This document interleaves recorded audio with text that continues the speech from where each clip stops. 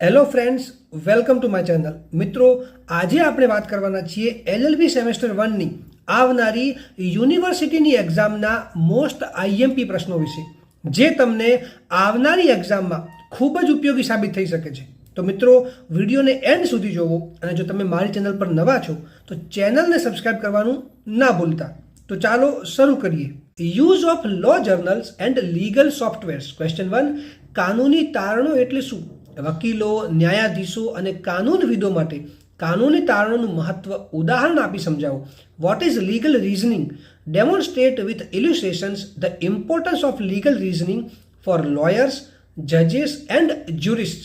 Question 2, Stockholm પરિષદ 1991માં પ્રસ્થાપિત થયેલ કાનૂની પત્રકારત્વની આચાર સંહિતા અંગેની મહત્વની જોગવાઈઓ અને તેની ભારતમાં સ્વીકૃતિ અંગે ચર્ચા કરો. Discuss the salient features of the Code of Ethics of Legal Journalism laid down Stockholm Symposium 1991 and its acceptance in India. Question 3, કોઈપણ ઘટના અથવા ગુન્હાની ટ્રાયલના અહેવાલ કરતી વખતે પત્રકારે ધ્યાનમાં રાખવાની સાવચેતી વિગતે સમજાવો. Explain in detail the precautions required to be taken by a journalist while reporting any incident or trial of an offence.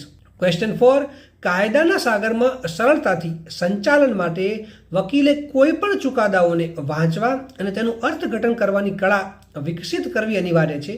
આ વિધાનની ચર્ચા કરો. To develop the art of reading and interpreting any judgment, lawyer in order to smoothly sail in the ocean of is sine qua non for any law. Discuss the above statement. Question 5, કાનૂની સોફ્ટવેરે વકીલો, ન્યાયાધીશો તથા કાયદાના સંશોધકોનું કામ સરળ બનાવેલ છે.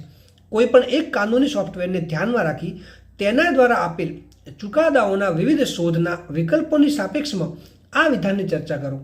Legal software has facilitated the task of lawyers, જજીસ and researchers of law. Discuss this statement taking into consideration the multiple search options available in any legal software. Question 6, ટૂંક નોંધ લખો એટલે કે રાઇટ શોર્ટ નોટ્સ. એ કાયદાના વિદ્યાર્થીઓ અને કાયદાના સંશોધકો માટે લો જર્નલનું મહત્વ.